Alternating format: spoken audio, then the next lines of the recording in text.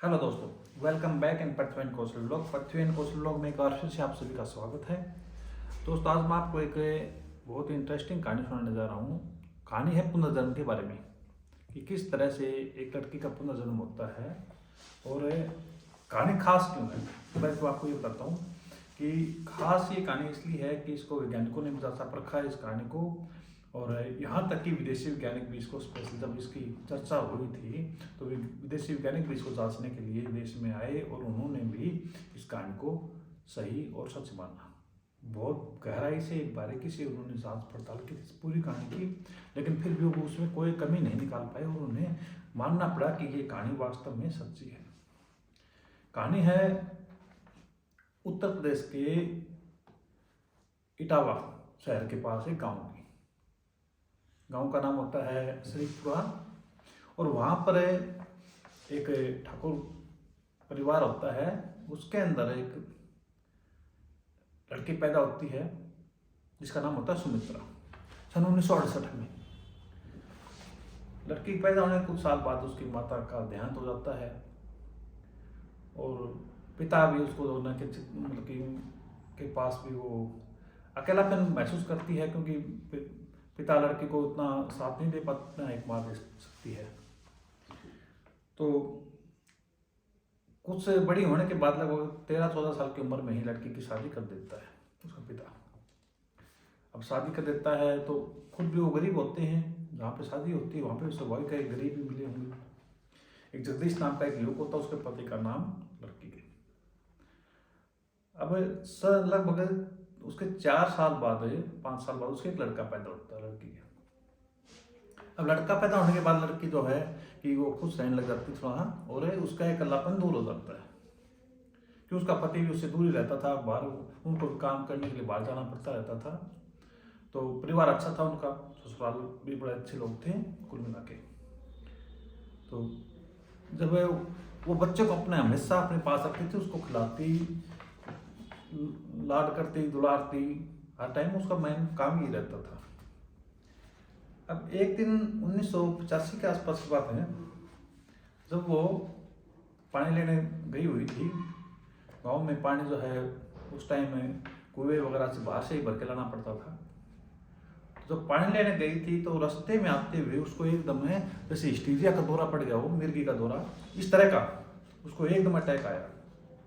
वो जो बर्तन था वो तो नीचे गिर गया, बच्चे को उसने उसका शरीर से कस गया हाथ, और एक हाथ उसने जैसे ऊपर उठ गया अपने आप पर, उसकी आंखें घूमने लगी, नाचने लगी। इस तरह से आसपास देखने वाले लोग, कुछ जो लेडीज और साथ थी, वो डर गई एकदम उसको देख के।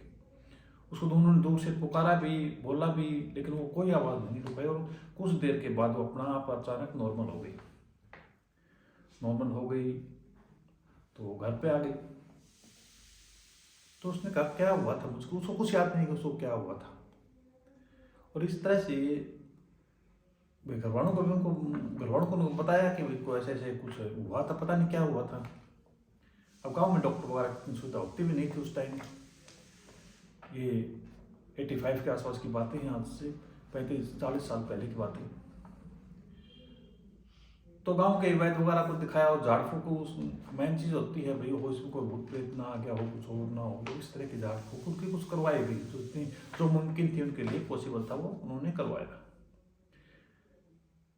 लेकिन फिर धीरे धीरे ये रूटीन बनता गया कि कुछ दिन बाद वो ऐसे ही एकदम वो जो दौरा था, जो अटैक होता उसके ऊपर, वो एकदम होने लग जाता, और वो एकदम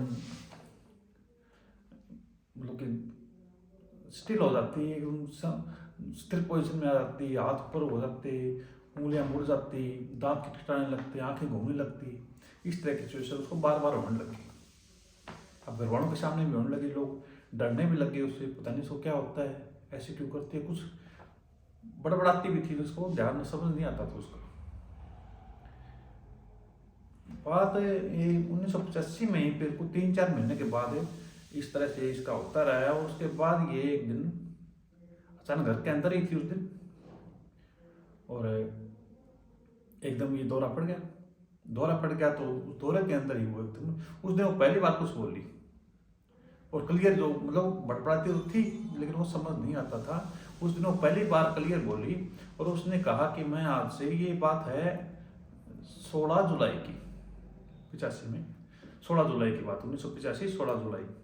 तो 16 जुलाई को उसने उस दौरा पड़ा और तो उसमें वो साफ उसने कहा कि मैं आज से 3 दिन बाद मर जाऊंगी। घर वाले परेशान हो, डर भी गए कि क्या करेंगे। अब वो 2-4 मिनट बाद वो शांत हो गई, नॉर्मल हो गई। नॉर्मल हो गई तो देख कि सभी घर वाले डरे हुए हैं, जो आज ज़्यादा डरे हुए एक्स्ट्रा, कि नॉर्मल को आदत होगी तो वैसे दौरे की तो, लेकिन आज ये एक्स्ट्रा क्यों डरे हुए। वो परेशान, उन्हें बार बार पूछा, उसने अपने पति से पूछा। उसका पति उसको वास्तव में बहुत प्रेम करता था, चाहता था, उसका ख्याल रखता था और परिवार के लोग भी बहुत अच्छे थे। तो उसके पति ने कहा कि तुमने आज कुछ ऐसा बोला जिससे सब डर गए। तो उसने कहा क्या? तो उसने कहा तुमने कहा कि मैं आज से 3 दिन बाद मर जाऊंगी, ठीक तीसरे दिन मर जाऊंगी। तो ये कैसा हो सकता है? मैं 3 दिन मस्त हूँ, कोई रोग नहीं है, कोई बीमारी नहीं है, फिर क्यों मर जाऊंगी? अब चलो देखेंगे। वैसे ही बोल दिया हुआ कुछ। अब वो लोग ऊपर दिखावे में थे, एक दूसरे को शांत दिखते रहे, लेकिन मन में तो ये बात थी। दूसरा दिन निकला, तीसरा दिन आ गया। अब 19 तारीख की बात है ये। 17-18 निकल गई, 19 तारीख को भाई उसने जब कहा था भाई 30 दिन तो मर जाऊंगी, तब उसने उस दिन सोचा कि मैं जो है कि आज दिन में जो है कुछ भी काम वगैरह नहीं करूंगी, कहीं कोई कुछ ऐसा करूंगी नहीं जिससे मैं मर जाऊं, नहीं कहीं बाहर नहीं जाऊंगी, आराम से अपने बिस्तर पे रहूंगी। अब दिन भर वो ऐसे ही रही। सब लोगों को पता था, गांव में पता लग गया था कि ऐसे ऐसे इसने कहा है और इसको दौरे पड़ते हैं। शाम के टाइम में वो कहते हैं कि वो कुछ बड़ी सारे दिन में वो उकता गई तो दरवाजे की तरफ चली गई घूमती हुई। तो दरवाजे के सामने उसको कोई लेडीज दिख गई दूसरी गांव की, और उससे वो बातें करने लगी। बस ये घरेलू बातें और उसकी बीमारी के बारे में आपस में आदान प्रदान हो रहा है बातों का, यही जानकारी एक दूसरे को दे रही हूँ। तो अचानक ना बोलते बोलते उसके हाथ ऊपर उठ गए और आंखें एकदम स्थिर हो गई और बोलते बोलते रुक गई। पहले ऐसा कभी नहीं हुआ था। उसके दांत किटकिटाते थे, आंखें घूमती थी और कुछ ऐसा सिम्टम्स होते थे, ऐसा कुछ उसके साथ नहीं हुआ और वो बोलते बोलते रुक गई। दूसरी बोलती रही, हालांकि जो लेडीज थी उसने कुछ देर बाद ध्यान दी बोल नहीं रही है। उसने उसको लाया डुलाया और तुरंत उसने उसको घर वालों को कहा भी इसको क्या हो गया देखो, बोल एकदम। अब घर वालों ने देखा, अंदर लाके उसको चरपाई पे लिटाया मुश्किल से। भाग के गांव में जो वैद्य होता है उसके पास गए। वैद्य जी आए, उन्होंने नाड़ी देखी, उनकी नब्ज देखी, हार्ट बीट देखी, गले पे हाथ लगा के देखा, कहीं भी उनको कोई जीवन का चिन्ह नजर नहीं आया। और वैद्य जी ने कहा भाई ये प्राण त्याग चुके। घर में रोना मच गया, हाहाकार मच गया। अब उसके मतलब अंतिम संस्कार की तैयारी होने लगी, तो उसमें 2-3-4 घंटे लग जाते। नॉर्मल बात है कि कोई लकड़ियाँ इकट्ठी करनी होती, कुछ और करते हैं, और वही लेडीज होती है तो उसका हिंदू रीति रिवाज के अनुसार है श्रृंगार, नहला धुला के श्रृंगार किया जाता है। तो मोहल्ले की जो लेडीज थी और वो काम करने लगी और गांव वाले जो अभी लकड़ियों वगैरह का इंतजाम करने लगे। लगभग 1-1.5 घंटे के बाद अचानक जो कि वो अंदर वो लेटी हुई थी, लिटा रखी थी उसको, तो एक लेडीज चीखती हुई बाहर आई एकदम। इतने दूसरी बार आई, उसके बाद तो 3-4 लेडी वो सब के सब चिल्लाती हुई बाहर आ गई। उन्होंने सर क्या हुआ, क्यों चिल्ला रही हो? तो उन्होंने कहा कि वो तो उसकी आंखें फिर दोबारा से खोल रही है, तुम घूम रही है। अब सभी एकदम डर भी गई, लेडीज तो बहुत ज़्यादा डर गई कि क्या हो रहा है। घर वाले वापस वैद्य जी को बुला के लाए। वैद्य जी ने चेक किया, नब्ज चल रही है, आंखें खुल रही हैं, उसके जीवन के सारे चिन्ह प्रकट हो रहे हैं। मैंने कहा भी उसके पति को कहा चिंता मत करो, घबराओ मत, ये तो खुशी की बात है, तुम्हारी पत्नी भाई चमत्कार हो गया, जिंदा है, जिंदा हो गई वापस। अब उसका पति खुशी से रोने लग गया। अब उनको बाहर भाई इसको थोड़ा आराम करने दो, खुले में आवाज़ और अच्छी तरह मिले इनको ऑक्सीजन, ताकि सब बाहर आ गए। उसको एकदम लिटा दिया आराम से, ये बेड से दूर करो, और वो वापस तंदुरुस्त हो जाती है। और वो उसका पति उसको भाग के गए एकदम गले लगाता है, जब उसको अंदर जाके थोड़ी देर बाद, तो वो एकदम मतलब घबरा के उसको एकदम दूर हटाती है। क्या कर रहे हो तुम, कौन हो, मुझे क्यों गले लगा रहे हो, शर्म नहीं आती तुम्हें। अब उसका पति हैरान, बोले तुम, मैं तुम्हारा पति हूँ, तुम मुझे पहचान नहीं रही हो, मैं नहीं जानती तुम कौन हो। अब फिर दोबारा एक समस्या आ गई उनके सामने। फिर वो घरवालों को औरों को मिल लगता है, ये तुम्हारे ससुर है, ये सास है, फिर मैं नहीं जानती हूँ। फिर देखते हो वो अपने बेटे से सबसे ज़्यादा प्यार करती थी, कहते ये तुम्हारा बेटा, मैं नहीं जानती कौन है ये, किसका बेटा, मेरा कोई बेटा नहीं है ये। अब घर वाले बड़े परेशान हो गए। फिर सोचा कुछ इस बीमारी का कुछ ऐसा हुआ होगा, धीरे धीरे नॉर्मल हो जाएगी, और वो वेट करने लगी। लेकिन वो नॉर्मल नहीं हो पा रही थी। महीने दिन के बाद महीने होने लग गए, 2-3 महीने बीत गए इसी तरह से हालत में। वो किसी को नहीं पहचान रही, ना अपने बेटे को प्यार करती, ना कुछ और, बस नॉर्मल रूप से एक अजनबी की तरह से उस घर पे रह रही थी। लेकिन वो एक काम और करती थी, वो एक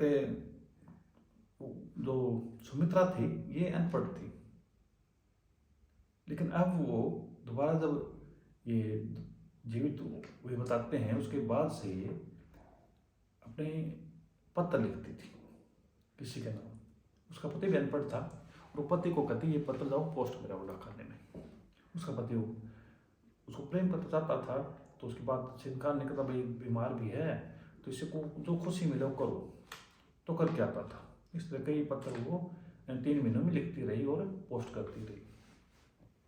3 महीने के बाद ये 19 जुलाई को तो ये सब हुआ, और जुलाई अगस्त में अक्टूबर के आसपास की बात है, अक्टूबर में बाहर से एक आदमी आया गांव में पूछता हुआ कि भाई कोई इस तरह की औरत है तुम्हारे यहाँ पे, जिसको इस तरह से कोई अजीब अजीब हरकतें करती हो, कुछ अपने आप को कुछ और बताती हो, कुछ ऐसा है। तो बहुत बड़ा गांव नहीं था, तो गांव ने बता दिया, बोला हाँ जी है ऐसी एक औरत, चलो हम उनको ले जाते हैं, तो उनके पास ले चलते हैं। तो उस घर में आता है, तो जो सुमित्रा थी जो वो किसी से बातचीत करना उसने बिल्कुल बंद कर दिया था। पिछले 3 महीनों में उसने बातचीत करना बंद कर दिया था। लेकिन वो आके जब कहता है, भाई शख्स जो नया दूसरे गांव से आता है, वो कहता है कि मेरा नाम है सियाराम है, और मैं ऐसे ऐसे फलां गांव से आया हूँ, और आपके यहाँ कोई इस तरह की औरत है। तो जब वो अपना नाम लेता है, तो उस नाम को सुन के वो जो अंदर सुमित्रा होती है वो एकदम भागती हुई बाहर आती है, और चिल्ला के उस आदमी के गले लग के रोने लग जाती है जोर जोर से। वो आदमी भी एकदम हैरान, उसको दूर हटाता है एकदम, तुरो कौन हो तुम, क्या कर रही हो ये। वो कहती है आपने मुझे पहचाना नहीं पापा, मैं आपकी बेटी हूँ शिवा। कौन सी, बोले मैं आपकी बेटी हूँ शिवा, जो आज से 3 महीने पहले मारती थी। बोले क्या करी, बोला हाँ। तो बोला अच्छा, तो पहले बैठो आराम से, उसको बैठाता है। बोला कि तो ठीक है, ये बताओ कि मैं तुम्हें कुछ चीज़ दिखाता हूँ, मुझे बताओ ये कौन। बोले ठीक है। वो अपने साथ कुछ सामग्री लाया था, कि कुछ फोटो वगैरह लाया था, कुछ ऐसी चीज़ लाया था जिससे उनको पहचान के लिए।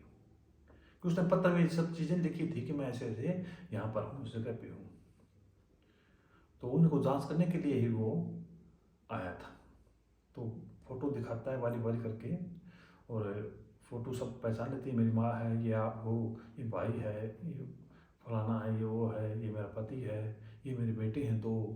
क्यों, उसकी शिवा की शादी हो चुकी होती है, और उसके भी 2 बेटे होते हैं। और ये मेरा पति है, और ये सास है, ससुर है, और ये मेरी ननद है जिसने मुझे मारा था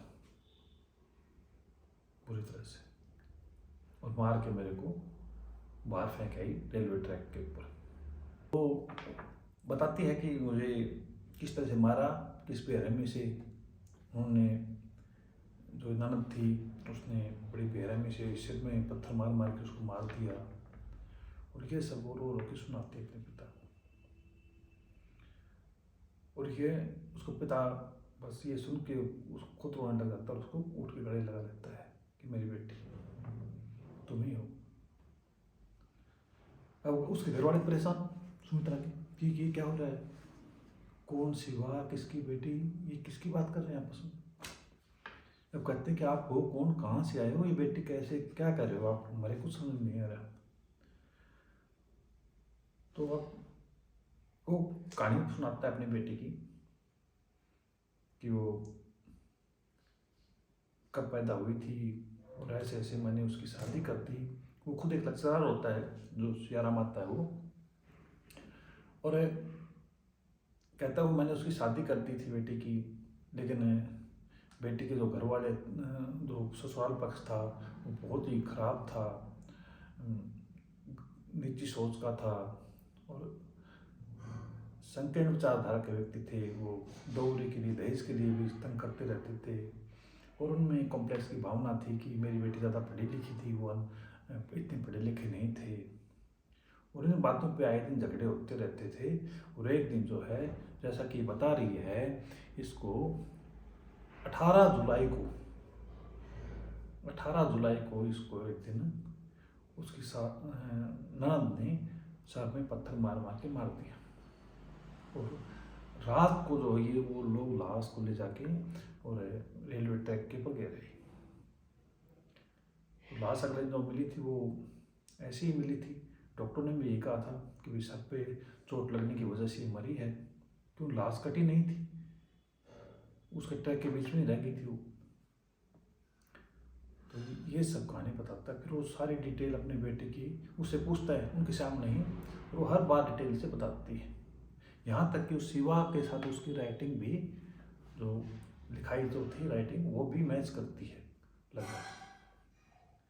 अब ये कहानी है 1985 के अक्टूबर में, ये कहानी फिर चर्चा में आई जब वो पिता आ गए और ये सब बातें हुई। तो चर्चा में आई तो फिर हमारे जो देश के जो ये पैरानॉर्मल के सोसाइटी के जो होते हैं वही इस तरह की कहानी को जांच पड़ताल करते हैं, वो भी वहाँ पे गए, और उन्होंने देखा कि बात ठीक है, सही है, उनको कहीं भी कोई कमी नज़र नहीं आई। उन्होंने बार बार पूछा, हर तरह से इन्वेस्टिगेट किया उनको, यहाँ तक कि पुलिस से भी उनकी जो है वो सारी फाइल, उसकी शिवा की जो मृत्यु की थी वो सारी फाइल निकलवाई, उसका पोस्टमार्टम वगैरह हर चीज़ निकलवाया, और एक एक बात खोद खोद के उन्हें पूछी।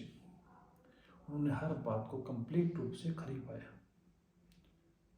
इसके बाद ये काम चर्चा पहुँचती है अमेरिका तक, और अमेरिका के कैलिफोर्निया के अंदर जो वर्जीनिया यूनिवर्सिटी है वहाँ से इसकी जांच करने के लिए वैज्ञानिक आए, और उन्होंने एक बार फिर से ये सारी कवायद दोबारा शुरू की और चेक किया। बहुत बारीक से बारीक बात को उन्होंने चेक किया, और हर बार उन्होंने सेम टू सेम सही पाई हर बात, कहीं छोटी सी कोई गलती नहीं हुई। अब जब वो सुमित्रा से शिवा बन जाती है तो उसके सामने समस्या ये थी कि मैं कहाँ रहूँ, मैं वापस अपने पति के पास जाऊँ या यहीं रहूँ, क्यों वो अपने आप को शिवा मानती थी, सुमित्रा तो मानती नहीं थी। लेकिन फिर देखती है कि जो ये जगदीश है जो सुमित्रा का पति, ये बहुत अच्छा आदमी है, और ये इसको प्रेम भी बहुत करता है, हर बात इसकी मानता है, और वो जो है दुष्ट इंसान है, ये सोच के जो है वो अपने उन दोनों बच्चों को, जो पूर्वजन्म के दोनों बच्चे थे, उनको ले आती है और वापस से उसी के साथ रहती है, और उस सुमित्रा का जो बेटा होता है उसको भी अपना लेती है, अपना के उन तीनों बच्चों को अपने साथ रखती है, और उस जगदीश को ही अपना पति मान कर यही मेरा पति है और मैं यहीं रहूँगी। तो कहानी को पुष्टि करते हैं पहली बार किसी ऐसी कहानी की पुष्टि वैज्ञानिकों ने की। भाई हाँ, इस कहानी में कहीं कोई भी खोट नहीं है, कोई भी झूठ नहीं बताया गया है। ये कहानी सब तरह से खरी उतरती है, हर पैमाने के ऊपर, हर कसौटी पे कहानी खरी उतरती है। अब इसके कुछ साल बाद जो है सुमित्रा या शिवा, कुछ भी कहिए आप, 1998 में उसकी मृत्यु हो जाती है और कुछ साल बाद उसके पति की मृत्यु हो जाती है। उसके जो बच्चे हैं वो आज भी जिंदा हैं उस गांव में। तो इस तरह से कहानी है जो मैंने आपको सुनाई। यदि पसंद आई हो तो लाइक कीजिए, शेयर कीजिए, सब्सक्राइब कीजिए। Thank you.